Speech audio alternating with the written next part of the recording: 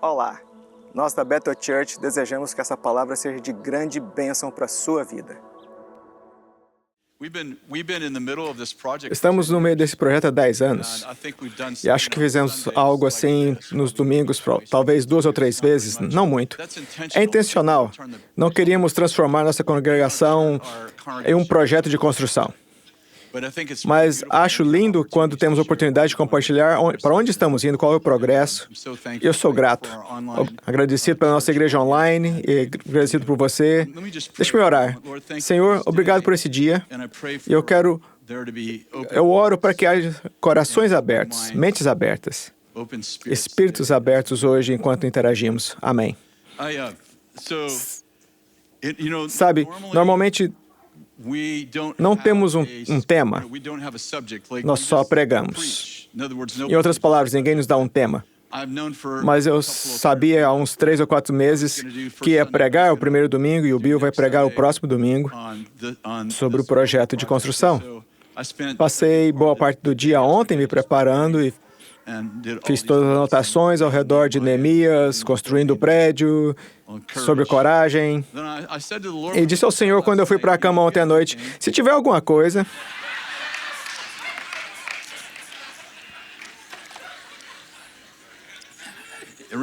sobre esse assunto, sinta-se livre para dizer.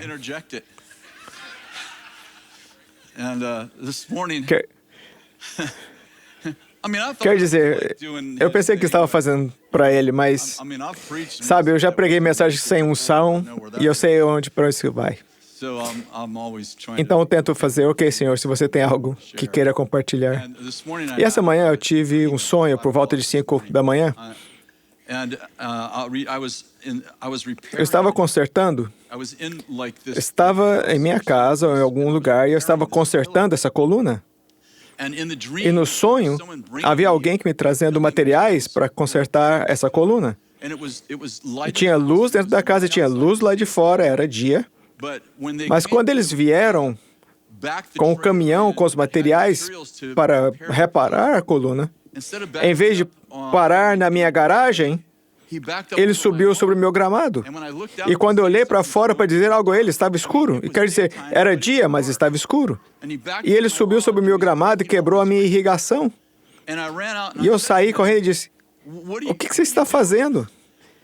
Por que não parou na garagem? E ele disse, eu não enxerguei. Eu não enxerguei. Quando acordei, percebi que estava reconstruindo a coluna da justiça. E algumas pessoas que vinham ajudar não se davam conta que estavam no lugar errado e que, na verdade, estavam destruindo mais do que ajudando. E eu quero falar um pouco sobre essa ideia de uma coluna e essa coluna da justiça. Eu vou me antecipar um pouco e falar o que aconteceu. Em 2004, tive um encontro com o Senhor. Estava acordado, completamente acordado. Não era um sonho, não tive uma visão. Mas ouvi o Senhor dizer, como que quase audível, vou te dar 7 colunas da sociedade e quero que as escreva. Corri na cozinha, peguei uma caneta, voltei, peguei meu caderno e anotei as 7 colunas da sociedade, dos quais a primeira foi a justiça. Vou falar sobre elas em alguns minutos. Mas eu anotei, e acho que a primeira vez que compartilhei isso, que foi uma semana depois, numa reunião de líderes, compartilhei com cada uma das colunas que o Senhor me deu, das 7 colunas, uma delas era a justiça. Ele me deu uma pequena frase. Quando eu vim à reunião de líderes naquela manhã e as li, um dos líderes disse, ei, você já leu Provérbios 9:1? A sabedoria construiu sua casa, ergueu suas 7 colunas. Eu conheço Provérbios, eu tenho certeza que já li esse versículo antes, mas esse versículo não foi a inspiração para as 7 colunas. Não me lembrava que o versículo estava lá. Eu quero falar um pouco sobre o que eu acho que estamos construindo. Esta manhã, eu estava lendo Gênesis 28:10. Provavelmente está familiarizado com o texto. Partiu, pois, Jacó de Berseba e foi a Harã. E chegou a um lugar onde passou a noite, porque já o sol era posto. E tomou uma das pedras daquele lugar e a pôs com seu travesseiro, e deitou-se naquele lugar. E sonhou, e eis uma escada posta na terra, cujo topo tocava os céus. E eis que os anjos de Deus subiam e desciam por ela, e eis que o Senhor estava em cima dela e disse: Eu sou o Senhor Deus de Abraão, teu pai, e o Deus de Isaque. Essa terra que está deitado, te darei a ti e à tua descendência. A sua descendência será como o pó da terra, estender-se-á ao ocidente e ao oriente, ao norte e ao sul. E em ti e na tua descendência serão benditas todas as famílias da terra. E eis que estou contigo, e te guardarei por onde quer que fores, e te farei tornar essa terra, porque não te deixarei, até que haja cumprido tudo o que tenho falado. Acordando, pois, Jacó de seu sono, disse: Na verdade, o Senhor está nesse lugar, e eu não sabia. E temeu, e disse: Quão terrível é esse lugar! Este não é outro lugar senão a casa de Deus, e esta é a porta dos céus. Então levantou-se Jacó pela manhã de madrugada e tomou a pedra que tinha posto como travesseiro e a pôs por coluna, e derramou azeite em cima dela e chamou o lugar daquele lugar Betel. O nome, porém, daquela cidade era Luz. L-U-Z, seja como se pronuncia isso. Luz significava amêndoas. Presumo que a cidade tinha esse nome por causa da agricultura, provavelmente amêndoas. Chamavam o nome daquela cidade Amêndoas. Mas Jacó tem um encontro com o Senhor, que acabamos de ler, e não sabia que o Senhor estava lá. Ele deita sua cabeça na pedra e dorme e tem um sonho de anjos descendo e subindo. Tenho certeza que já leu isso antes. Certamente já ouviu isso aqui antes. E seu encontro com o Senhor muda o DNA daquela cidade, de modo que não era mais uma cidade famosa pelas amêndoas, mas é, na verdade, a porta do céu. Certo? É a casa de Deus, a porta do céu. Em outras palavras, aquela cidade se torna famosa por encontros, não por amêndoas. Estou dizendo que seu encontro com o Senhor literalmente mudou o DNA daquele lugar. O que é interessante para mim é que ele faz uma coluna, não um altar, uma coluna. Entendeu? Mais tarde, essa coluna também é chamada de altar. Me siga. Às vezes, na Bíblia, a pedra que Jacó pôs é chamada de altar e às vezes é chamada de coluna. Estão me seguindo? Estou dizendo que o altar dele se tornou uma coluna. O que é uma coluna? Uma coluna é uma linha de prumo. Uma coluna é um prumo que cria um senso de justiça em uma cidade. Me siga. Estou dizendo que o seu encontro com Deus, o seu altar com Deus, muda o DNA de uma cidade e traz uma coluna na cidade que cria justiça na cidade. Está me acompanhando? Ok, deixa-me te dar um exemplo. Li para você que a sabedoria construiu a sua casa e ergueu 7 colunas. No livro de Apocalipse 3:12, Jesus fala à sua igreja e diz: Ao que vencer, eu farei coluna no templo de Deus. Quantos sabem que quando você vence, se torna uma coluna? Você não é só um altar, não é só um lugar de encontro, mas você é um lugar de força e direção. Você se torna um prumo para a comunidade. Você se torna uma coluna quando você vence, entendeu? Vou ler alguns dos versículos em um minuto. Mas quero te contar sobre uma experiência que tive. Isso foi há alguns meses.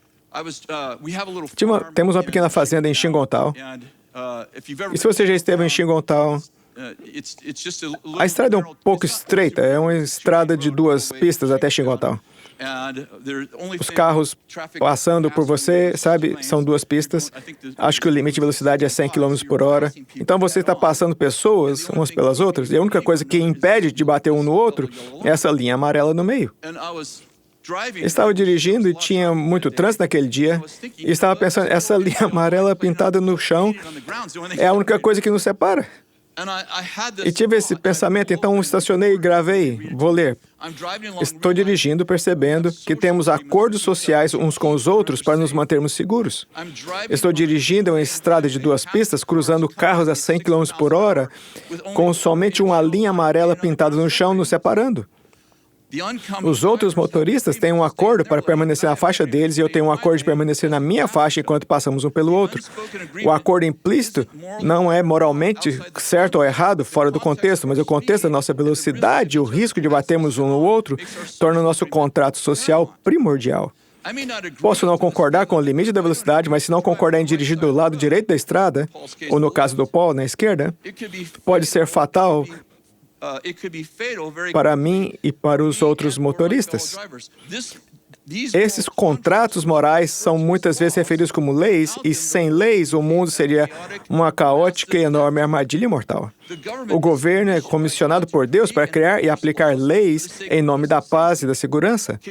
Pode imaginar 30% dos motoristas que têm autorização a optar por não participar desses acordos, mas podem ainda dirigir nas mesmas estradas?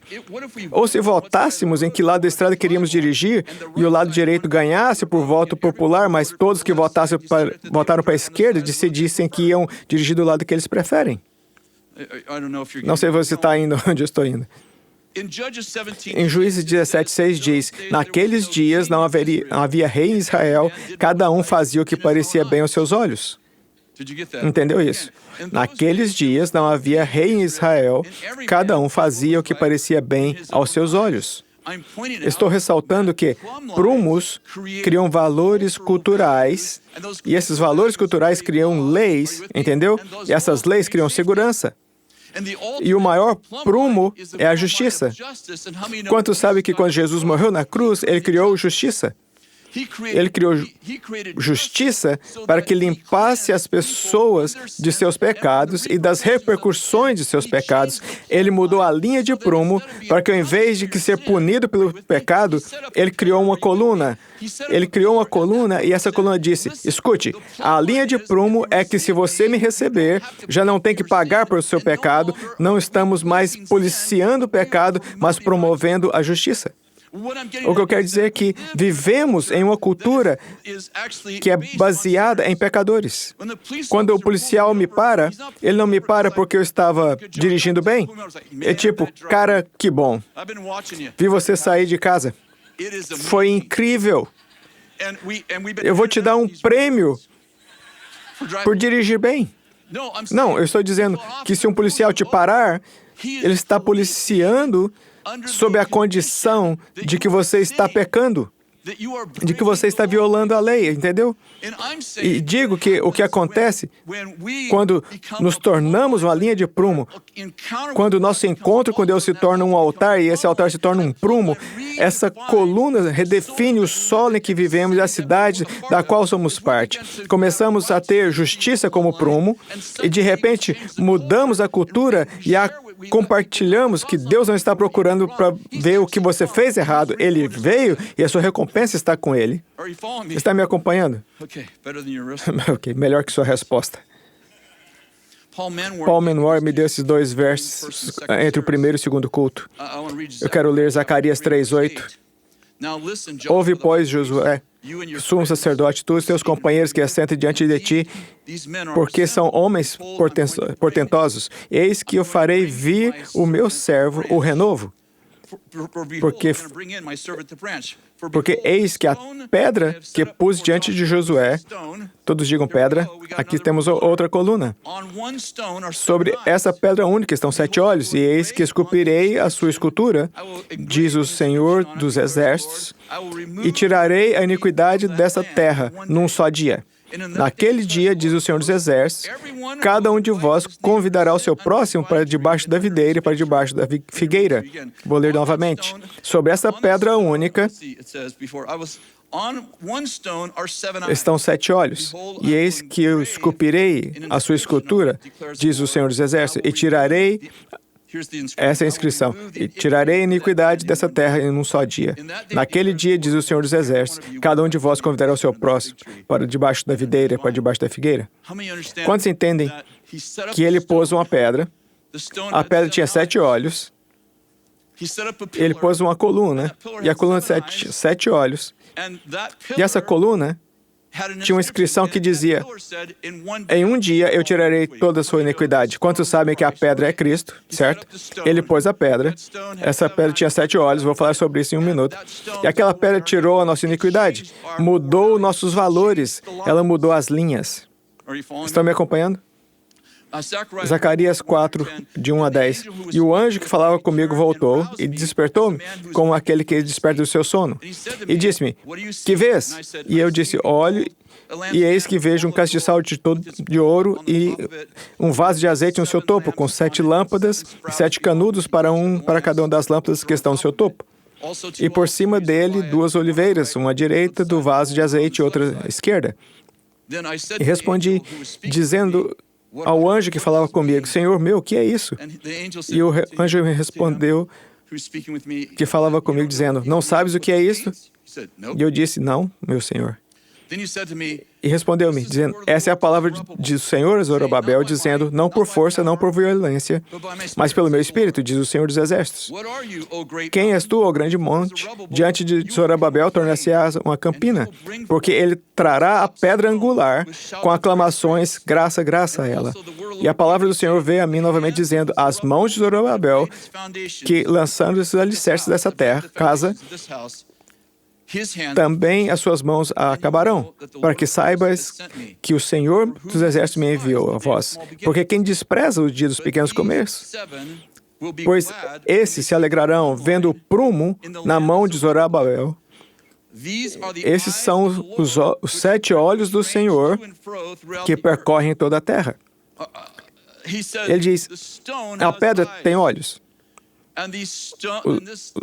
Os olhos da pedra estão procurando. Mais tarde ele diz, ele está procurando por pessoas que ele possa apoiar. Entende? Ele disse, essa pedra está criando uma linha de prumo. Estão me acompanhando?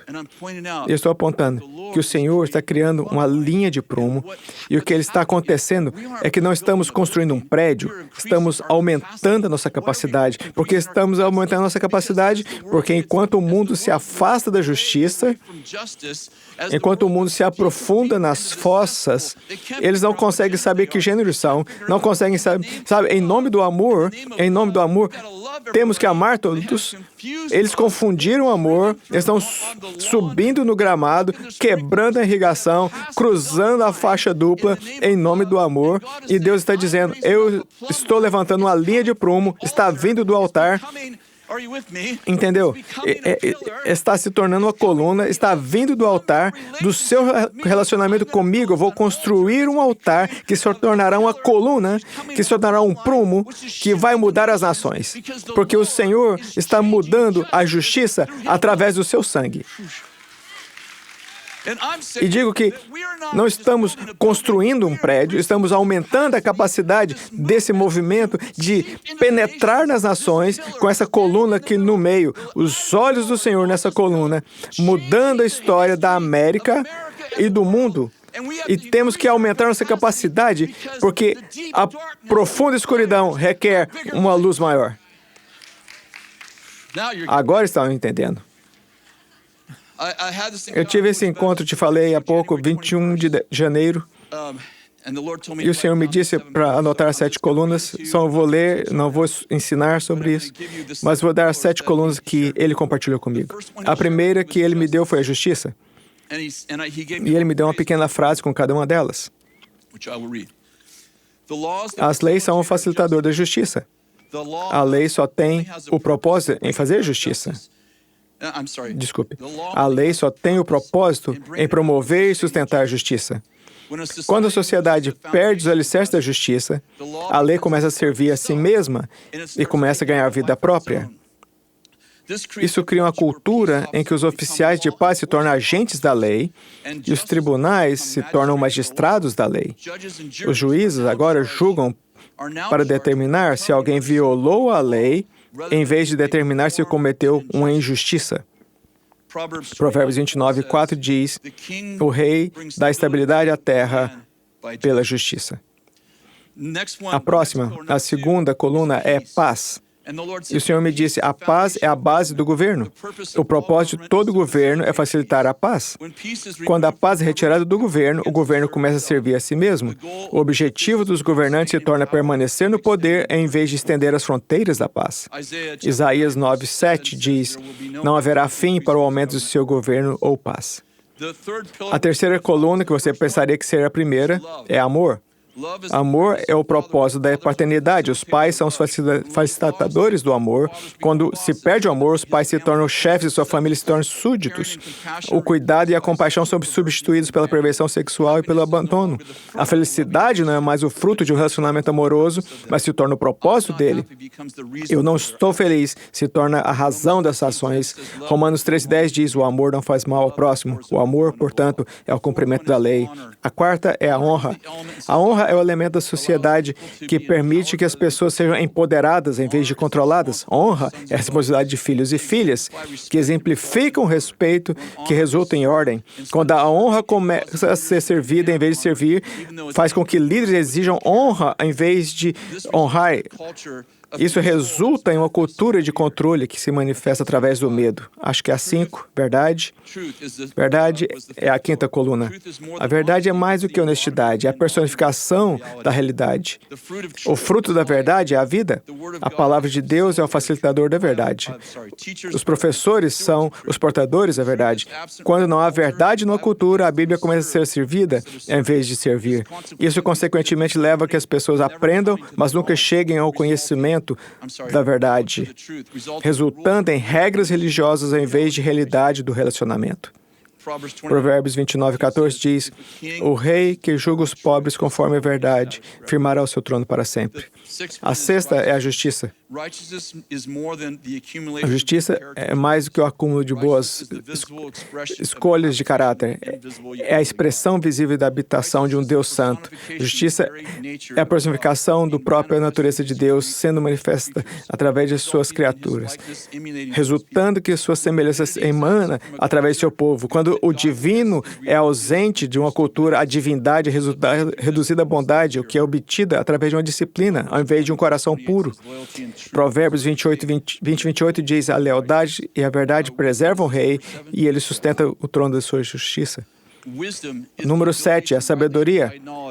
Sabedoria é a capacidade de aplicar corretamente o conhecimento de uma maneira que constrói um futuro planejado pelo Criador e o ecossistema divino, então, produz vida. Os governantes são os portadores da sabedoria. Eles devem liderar de forma que cria um ambiente que atrai e facilita o destino das pessoas. Quando a definição de sabedoria é reduzida a acúmulo de informação, isso resulta em futilidade. Provérbios 3:19 diz, o Senhor, com sabedoria, fundou a terra. Com entendimento, preparou os céus. Eu quero dizer que acredito que o Senhor está estabelecendo a coluna da justiça. Ele está estabelecendo todas as 7 colunas, mas acredito que Ele está estabelecendo a coluna da justiça. Adoro, diz em Zacarias, quem despreza os dias dos pequenos começos. O Senhor está estabelecendo a coluna da justiça. Jesus disse assim, Mateus 12:20, não quebrará o caniço rachado, não apagará o pavio fumegante, até que leve a vitória à justiça. A questão é, como trazemos essa coluna de justiça para uma comunidade? E eu quero dizer que, de mim mesmo, que sinto pela minha linguagem no princípio desse movimento. Eu gostaria de ter falado diferente, porque não gosto da linguagem de invasão. Vamos invadir as 7 montanhas, vamos tomar o mundo. Sinto que nós vamos estar movendo por um convite e não por uma invasão. Que literalmente as nações virão até nós, não vamos necessariamente até elas. Provavelmente será os dois, mas Isaías 60 diz, e os teus portões estarão abertos continuamente, eles não serão fechados dia ou noite, para que a riqueza das nações possa vir até você, os reis conduzindo a procissão. Estou dizendo, Deus vai estabelecer a justiça vai criar paz, a paz vai criar alegria, vai criar felicidade, o mundo dirá, como você fez isso? E eles virão. Eles virão e dirão, como seus filhos comportam-se assim? Pode me ajudar com meu filho que não sabe que gênero ele é? Se você pode me ajudar com esse problema aqui? Eu estou dizendo que a sabedoria de outra época vai estar fluindo através da justiça do Senhor, que não apaga nem mesmo um pequeno pavio fumegante. Eu acredito que o mundo está procurando de amor, sim, nos lugares errados, mas estão tentando proteger as pessoas por amor e perderam o senso de justiça. Eles estão cruzando a faixa dupla, não percebendo que o que eles querem. Eles estão criando o oposto e criando morte. Quando Deus diz, vejo que é um pavio fumegante, vejo que tem faíscas, vejo que está procurando por amor, vejo que está tentando proteger as pessoas em nome de eles devem ser protegidos. E Deus diz, eu gosto disso, mas você precisa de justiça. Na cruz. Para que você possa ser liberado do pecado, para que os olhos do Senhor estão procurando. Essa é uma boa palavra. A questão é como essas colunas são postas. Amo isso. Atos 17, 16. Enquanto Paulo estava esperando em Atenas, o seu espírito se comovia em si mesmo, vendo a cidade tão entregue à idolatria. Agora quero dizer isso, que nos estarmos expostos ao mal deve nos levar à ação. Paulo vê os ídolos e está provocado. Quero te mostrar que ele não foi provocado pela raiva, ele foi provocado pela compaixão. Ele vê os ídolos e é provocado pela compaixão. No verso 23 diz que ele vai falar com eles. Ele foi provocado por sua compaixão, ele vê os ídolos e começa a dizer, eu tenho que fazer alguma coisa. Muitas pessoas são provocadas à raiva, são provocadas à depressão, são provocadas a, eu vou mudar da Califórnia. Não precisamos de sair, precisamos de entrar. Precisamos de ir mais fundo no problema. Essa é a nossa terra. Essa é a nossa terra prometida. Não sei. Não sei. Me canso de cristão dizendo, eu vou embora, o mundo é tão mau. Boa sorte achar um lugar que não seja. Querem uma igreja onde os líderes são perfeitos e onde as pessoas são perfeitas? Assim que você chega lá, já não será mais. Vai haver um espírito crítico quando você chegar lá. Paulo começa a pregar. Não deveria ter dito isso. Foi bom. Em Atos 17. Atos 17, 24, ele começa a pregar. O Deus que fez o mundo e tudo que nele há, sendo o Senhor do céu e da terra, não habita em templos feitos de mãos humanas. Nem tampouco é servido por mãos de homens, como se necessitando de alguma coisa, pois Ele mesmo dá a todos a vida, a respiração e todas as coisas. E de um só sangue fez todas as geração dos homens, para habitar sobre toda a face da terra, determinando os tempos já dantes ordenados e os limites da sua habitação. Sabe, Deus te deu limites da sua habitação. Há um lugar que você pode chamar de seu. Para que buscassem ao Senhor, que se porventura tateando, o pudessem achar, ainda que não está longe de cada um de nós. Porque nele vivemos e nos movemos e existimos, como também alguns dos vossos poetas disseram, pois somos também sua geração. Amo isso porque Paulo diz, escutem, eu vi o seu altar para o Deus desconhecido. Esse Deus desconhecido, eu o conheço. E ele se conecta. Isso, vocês têm um altar preparado para um Deus desconhecido. Ele não os ofende, ele diz, escute, eu vi todos os seus outros ídolos, e aquele ali, o Deus desconhecido, eu sei quem ele é. Ele é o Criador. E ele começa a se conectar com eles em seu nível, e diz, o Deus que você está procurando, eu o conheço.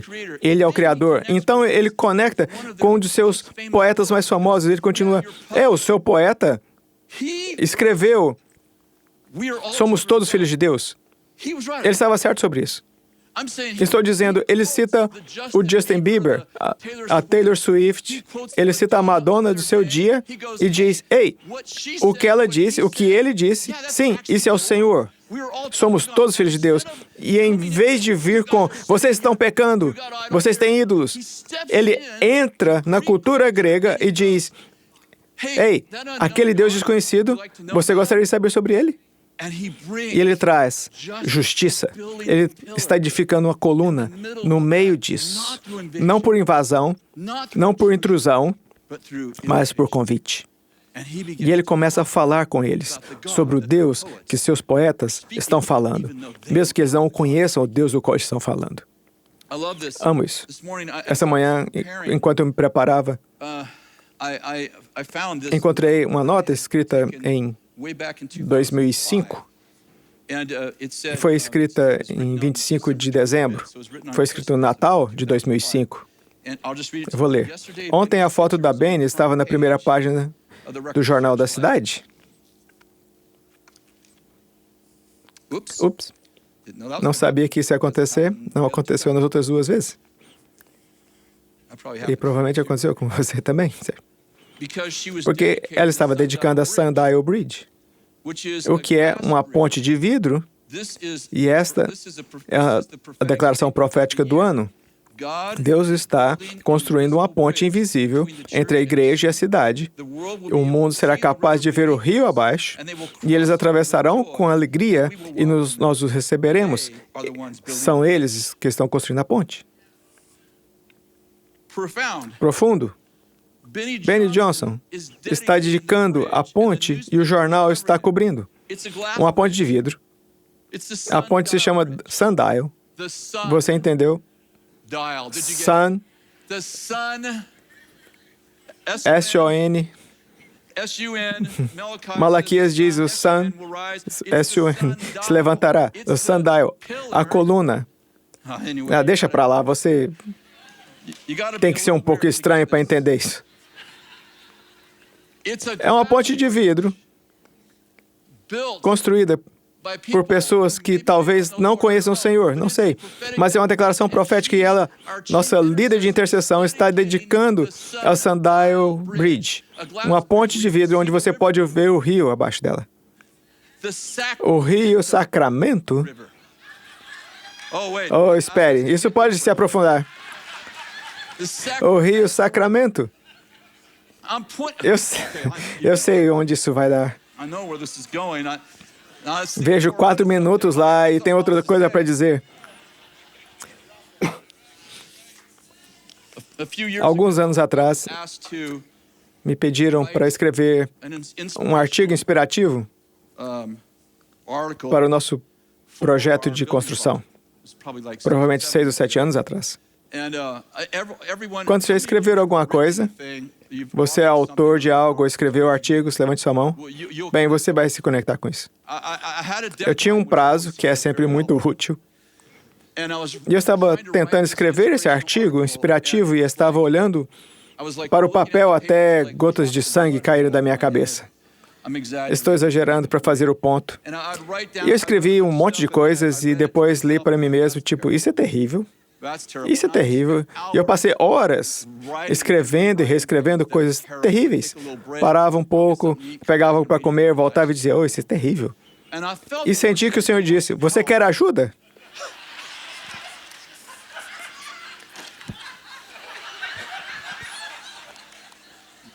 Foi a mesma resposta no primeiro culto. Você quer ajuda? Nunca parei. Penso em pedir ajuda antes de olhar para o papel. E respondi, sim, isso seria ótimo. Vocês provavelmente já ouviram isso, provavelmente já li, não sei, 30 ou 40 vezes.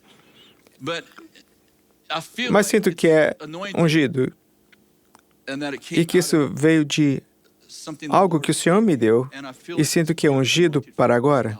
A palavra certa na estação certa, eu vou ler mais uma vez, desculpe se você já ouviu. Nos oráculos da história, há sempre alguns indivíduos excepcionais que, pela virtude ou pelo novo nascimento, sobem a barra da expectativa humana e moldam o destino das nações. Quase sempre nascidos em condições adversas e no meio de tempos perigosos, Esses avivalistas se recusam a ser reduzidos às suas circunstâncias. Em vez disso, eles de alguma forma encontram a capacidade de se levantar nos tempos sombrios e corajosamente mudam a sociedade em direção à integridade.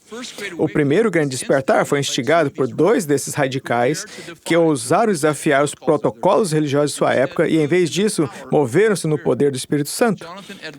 Os ministérios de Jonathan Edwards e George Whitefield literalmente mudaram o curso da história. No entanto, a grande parte do que alimentou o grande despertar foi o Log College de William Tennant, que foi muitas vezes referido como Escola de Profetas, fundada em 1726, uma pequena cabana em uma comunidade rural na Pensilvânia. E em contraste com as grandes universidades de pedra da Inglaterra, o Log College formou somente 13 alunos em seu primeiro ano. Mas o que muitas vezes é esquecido é que todos os 13 primeiros formandos do Log College se tornaram pioneiros na educação cristã nos Estados Unidos. E embora o Log College formasse menos de 100 alunos em sua curta história, 51 faculdades vêm dessa pequena escola, incluindo a famosa Universidade de Princeton.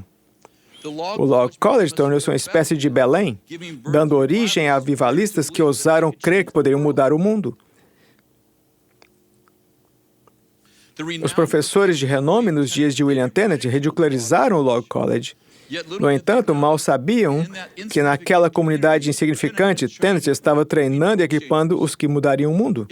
Será possível que a história se repita em nossa comunidade obscura?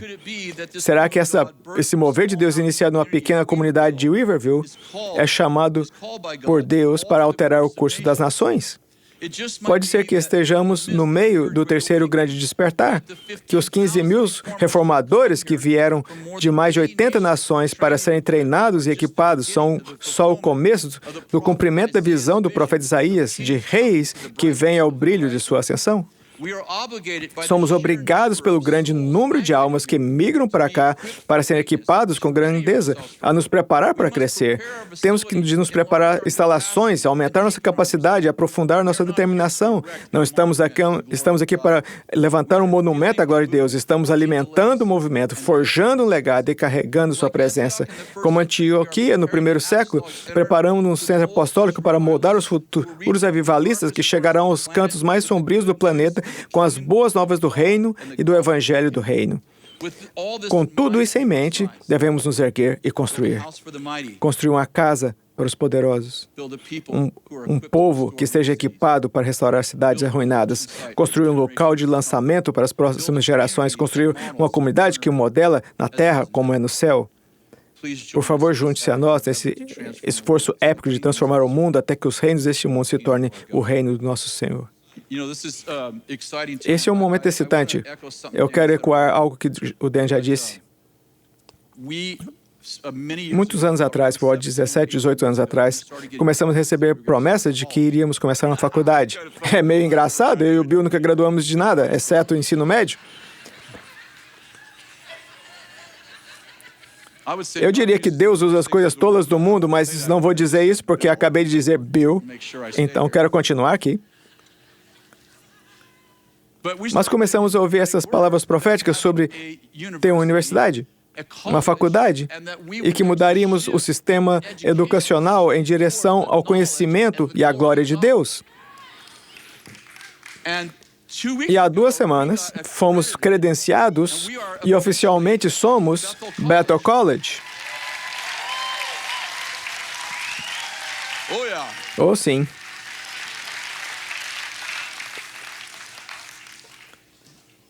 Não despreze os dias dos pequenos começos. E as pessoas que vieram aqui para fazer a pesquisa e potencialmente nos credenciar, já tinham estado em outros 43 campos durante o seu tempo de credenciamento.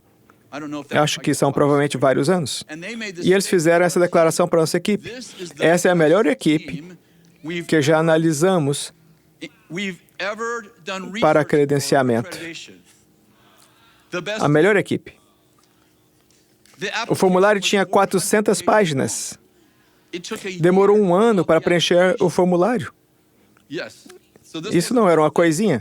Então, eles tiveram que voar para a Flórida para serem credenciados diante do conselho, onde eles fizeram mais perguntas, entraram e saíram em 15 minutos. Só quero que saiba que nossas equipes estão fazendo, esse é o começo de algo imenso. Alguns dizem, você precisa de um prédio. Não. Precisamos aumentar nossa capacidade porque estamos trazendo uma coluna. Vamos colocar uma coluna no meio do mundo educacional. Vamos colocar uma coluna no meio do mundo político. Vamos colocar uma coluna no meio das artes. Vamos colocar uma coluna no meio do mundo da música. Não sei se você está indo onde estou indo. Vamos colocar uma coluna no meio da família. Vamos começar a colocar coluna em toda parte. E temos que expandir nossa capacidade, porque estamos nos dias dos pequenos começos, mas não vamos permanecer pequenos. Estamos construindo para gerações vindouras. As pessoas dizem, estão construindo um grande prédio para você e o Bill. Não digo não. Estamos ao lado, animando a próxima geração, enquanto eles começam a explodir o mundo com o reino de Deus. Virar o mundo de cabeça para baixo é, na verdade, bíblico. Isso é o que eu tenho a dizer. Tudo isso vai para o clímax da próxima semana. Nós queremos fazer uma grande oferta na próxima semana. E vocês viram que faltam 67 milhões ou 60 milhões. Se você quiser fazer um cheque agora, vamos parar a campanha. Isso vai ser incrível. E começaremos outro daqui a 2 semanas para o próximo prédio que vamos estar construindo. Não. O que queremos dar-lhe a oportunidade na próxima semana de passar um tempo com o Senhor essa semana. Pense no que deve fazer. Kathy e eu vamos dar 250 mil para o projeto. Foi o nosso compromisso. Provavelmente vamos contribuir mais. Só quero que você saiba que não estamos pedindo algo que nós não estamos fazendo. Mas não são ofertas iguais, é o sacrifício igual. Se você puder dar 5, está ótimo. Se você dar 5 milhões, está ótimo. Se puder 500 milhões, ótimo. Vou começar pensando de bilhões now. Sabe, você está assistindo na Bethel TV, você é parte da nossa família. Queremos que você faça parte também. Mas acho que devemos tirar uma oferta hoje, porque muitos de vocês, como 30% dos membros, não estão aqui. Se eles estiverem aqui na semana que vem, escute, mesmo que estiverem doentes, como se estivessem rastejando como no exército, arrastando sua cadeira de roda ou qualquer coisa assim, para chegar aqui, tudo bem. Caso contrário, de hoje. Era para ser engraçado, mas acabou não sendo engraçado. Você pensa, o quê? Vamos te dar a oportunidade de doar hoje. Se você estiver aqui na semana que vem, de uma forma séria, isso é ótimo, isso será o clímax de tudo isso. Mas você pode dar online. Se precisa de um envelope, podemos te dar um envelope agora. Diáconos, levante a mão. Se precisar de envelope. Sério, alguns de vocês não estarão aqui. Se estiver online, poderá ver o QR Code. Pode acessar bethel.com e procurar Building e ir direto. Legal. Vou orar agora e pedir o Espírito Santo para falar com vocês sobre o que fazer. Se você recebeu um número e se o cônjuge recebeu um número, adicione os dois juntos. Senhor, eu te agradeço por estar expandindo nossa capacidade de trazer justiça para as nações e mudar o curso da história. Te agradeço e que você tem um governo em constante crescimento que traz paz. Oro, Deus, pelos meus amigos e por essa família maravilhosa que está localizada em todo o mundo. Te agradeço, Senhor, que eles já participaram de uma forma tão graciosa e generosa.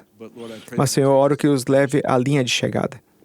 Começamos uma corrida que precisamos terminar. Começamos uma luta que precisamos vencer.